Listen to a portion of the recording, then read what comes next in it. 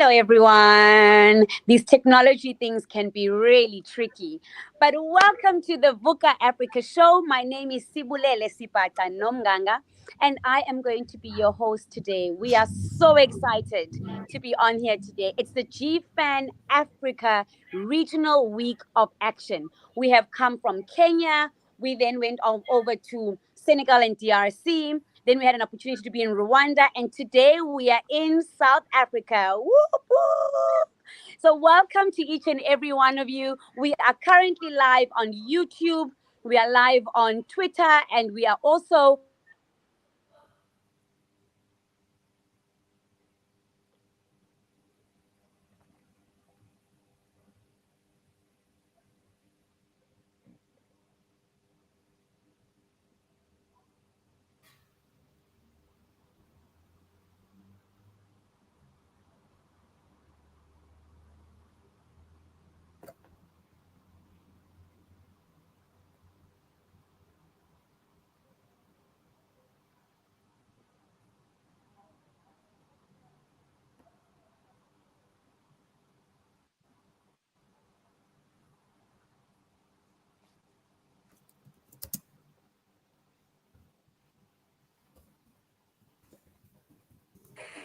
Can you hear me now? Great. Thank you so much. So, all roads lead to New York. We know that this is an important time where we find out if the world has come together to meet the target of at least 18 billion US dollars. We are all super excited. And on the call with me today, I've got Dr. Tembisile Kulu, who is the CEO.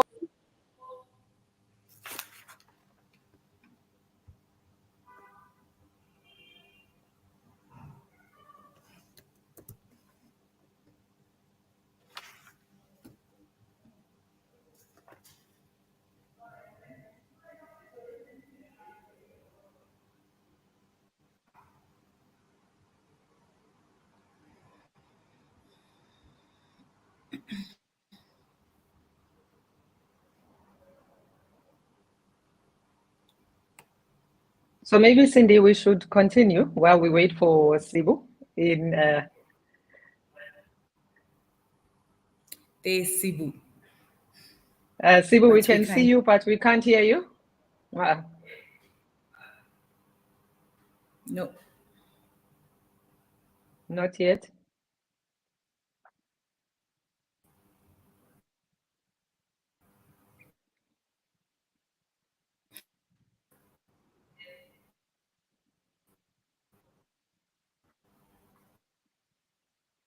So Cindy, maybe we can start with quick introductions based on our time limitations. Sibu had started introducing me. So good afternoon, Cindy. Good afternoon to Sibu. I know she'll be back with us just now. My name is Dr. Tembisile Kulu. I am the Chief Executive Officer of the South African National AIDS Council, and I'm also the co-chairperson of the Country Coordinating Mechanism for the Global Fund in South Africa. And with me is Cindy Shangase. I think she has a double barrel now. So Cindy, let me hand over to you for your introduction, and then I'm sure Sibu will be back by then. Thank you, Dr. T. As you mentioned, my name is Cindy Shangase. I'm part of the SANEC Women sector. I'm one of the leaders, but I'm also a member of CCM representing the women's constituency. Thank you. Thank you so much, ladies. Sibu, are we back? Can you hear me? Yay! Technology, Yes. I swear, will really just make you feel like, things will fall apart at the last minute. But we are not going to allow technology to derail us. We are moving forward. All roads, I still say, all roads lead to New York. We are still excited.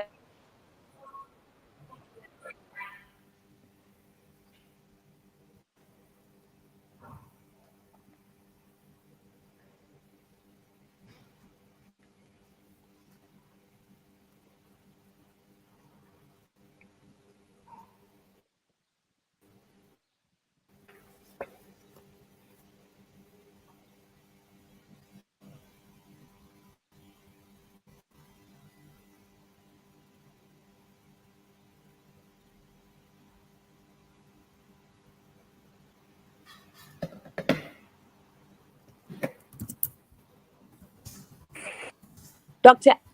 T, like, I don't know. Can you We hear me couldn't now? hear you there for a while, Sibu. Now we can hear you. Yes. Okay, excellent. So tell me, um, as the Sanex CEO, I'm sure you understand how important it has been that Sanex's multisectoral approach um, to the replenishment and the fundraising of the Global Fund. How important has it really been? All right. Thank you so much once again, Sibu. It's really a pleasure to be here towards the road to New York. And I think if we can just, through this, get a few more commitments towards the pledge, it would be absolutely great. Mm, So what Global Fund itself, I would start with, has meant to South Africa is that the fund has allowed South Africa extra resources, in terms of meeting the goals of the National Strategic Plan. I think South Africa is one of those lucky countries where the bulk of the HIV, TB, STI program is funded from the fiscus, but we do have development partners, the likes of PEPFAR, Global Fund, playing a huge role. And really, Global Fund allows us to support the small, medium-sized organizations who are implementing programs on the ground, including women as programs that where Sis Cindy might say a bit more. It allows us to invent or invest in things like innovation, like the new thing that you see behind Sis Cindy is the Pivot Ring. The Pivot yeah, Ring was in the Global Fund application that we yeah, put in for this cycle, and it was adequately funded. It also allows us, I would say, to strengthen not just health systems, but social systems as we move towards future pandemic preparedness, because, yeah. we know that it's not just a health response, but it's more the whole societal response, bringing it all together that allows us to be ready in terms of what, the future would bring. So Global Fund also having taken the position as being the very first bold donor to support human rights in the Mm, country really allowed us to expand the work that South Africa does just towards, respecting the human rights of people living with HIV, of our key and vulnerable populations. And we see the rest of our donors, and government coming together.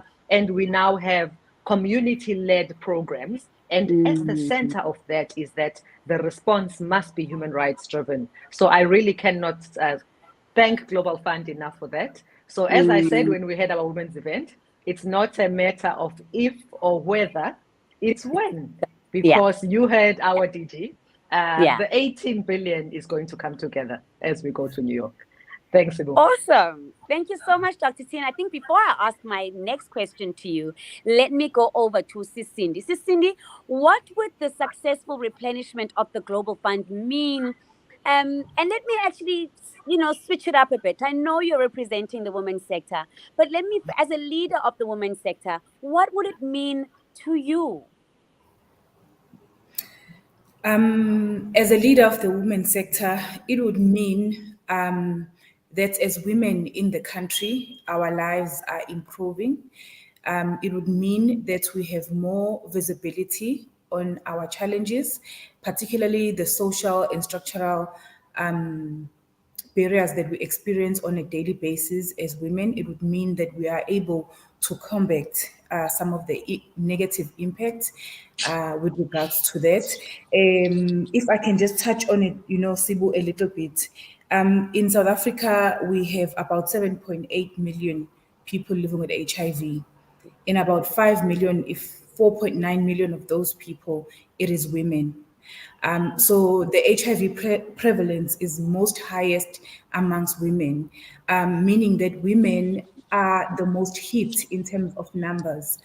But with the Global Fund, available with this replenishment, it means that we'll be able to sustain the 90% of women who have tested, and the 65, about I think now it's more than 72% of women who are on ART. It means we'll be able to maintain women on treatment, and that means that the quality of life of women will improve, and women Mm, longer. It also means that young women who are at high risk of contracting HIV will receive more tools, more female-controlled tools to prevent HIV in a form of PrEP, and they will also have choices as well, whether they would like a pill or whether they would like a depivarin ring.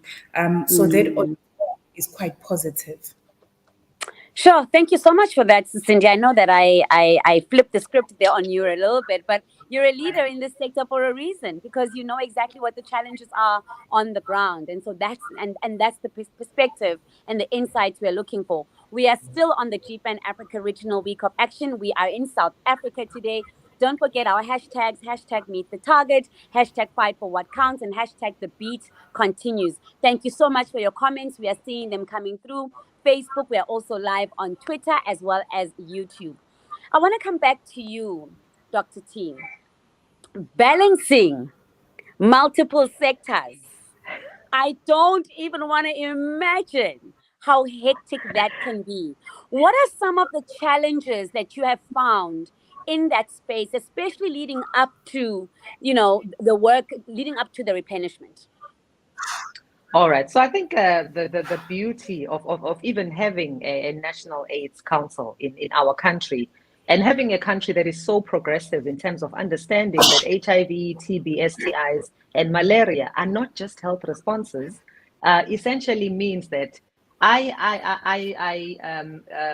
lead a trust, but the trust is essentially the hands and the arms of a SANA council, which is led by the deputy president, which means it sits at the highest office in the land. And the members of the council include Abosis Cindy, so the whole civil society. It includes government departments, about 22. It includes the civil society sectors are 18, by the way. It includes the private sector. It includes labor. It includes our development partners, so our WHO, CDC, USAID, Peace Corps. And essentially, my role is to make sure that all the stakeholders don't just have a seat at the table, but they have a voice at the table towards implementing one national strategic plan. And the beauty is that when we do draft that plan, like we are doing now, we consult, which means we've finished our provincial consultations. We finished the consultations with many of the constituencies, including the government, civil society, private sector. But we then have a bigger consultation towards the end process. And I think the aim is to have a national strategic document that we all own. Therefore, it's important that once we own that NSP, especially as we move towards the new targets for the global AIDS strategy, which is 95, 95, 95, we need to be speaking the same language when it comes to the full toolkit of prevention that we need, as Cindy was saying.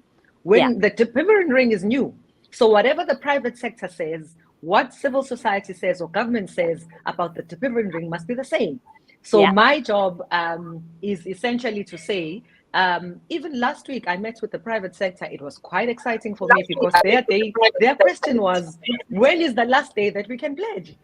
And it was exciting in that here is our private sector saying, we have got expertise, we could contribute in kind, in terms of maybe digital X-ray or abilities, but there is a willingness to put financial resources on the table. And I think that has been my job, but it's really, really been easier in a progressive country like South Africa that respects human rights, respects the rights of key and vulnerable populations, and already recognizes that it's only a multi-sectoral response that will help to move us forward in terms of TB and HIV, but more than anything, the support for community-led responses, which means we don't just consult or communicate with communities.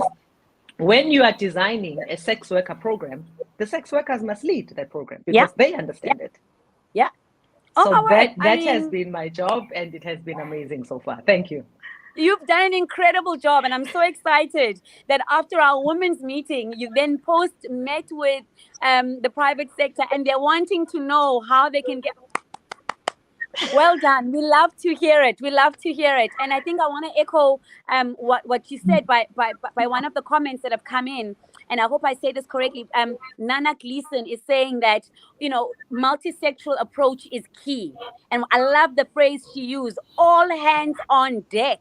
If we are going to Absolutely. reach and meet our targets, it's not more of your issue or their issue.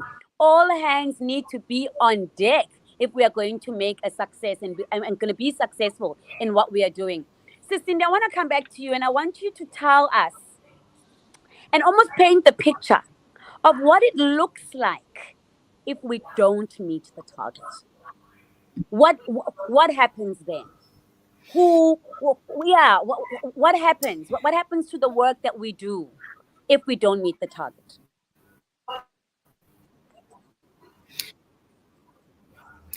Sibu, it would be detrimental if we don't meet the target. We need to meet the 18 billion target. We need to, I'm really pleased with our private sector. I have to say that they are choosing to shine when it comes to this global fund replenishment. My wish, Dr. T, is that the private sector actually matches government's contribution. If they can match the government's contribution, then they will really be on top. So we are grateful for that from our private sector, and we would our government to keep the commitment that they've made to us. We are watching them. We are drawing close to the dates. And I'm confident that they will the 30% committed in the women's sector meeting that we had in August. So we're looking forward to that. And thank you, Dr. T, for all your work Yeah. in that. And coming back to your question, Sibu, it will really be central to women's lives. It will actually be a risk to women's lives if we don't meet the target, because it means to provide the services that we provide to women. For instance, access to antiretrovirals, we know that it increases the lifespan and it also improves the quality of life. For young women who are at risk of HIV infection, we know that as much as they've been reached in terms of testing, but they will not get the services that they require. But most importantly, we live in a very violent country in South Africa, despite having some of the most progressive constitution and respecting human rights through the different institutions. But the reality of a woman's life in a family institution, particularly, and also in an intimate, it's very different. Women, risk with their lives on a daily basis. And we know that in South Africa, about, between 30 to 40% of women do experience violence in their lifetime. And we know that just by the fact that we have GBV in this country, we have percent of infections could have been avoided. You would remember earlier on I mentioned that we have 7.8 million people living with HIV and about 5 million it's women. Now 16% of 5 million is a huge, number. So if we fight GBV, we have the Global Fund that is able to address social and structural drivers, they'll be able to reduce the risk even further and protect more women through the Global Fund. So we have to meet the target to ensure that women's lives are saved and the lives of people living with HIV and everybody in South Africa who benefits from the health team. Thank you. Thank you so much for that, Cindy. And as Nombasa Sizwe Kuluwe is saying, she's saying, Viva private sector, viva, because really their potential contribution could make sure that we avoid the picture that Cindy has just painted. It's a picture that we don't want to become a reality. And we know that every cent is going to count. We've got to wrap this up, ladies. We could go on and on and on about this all day.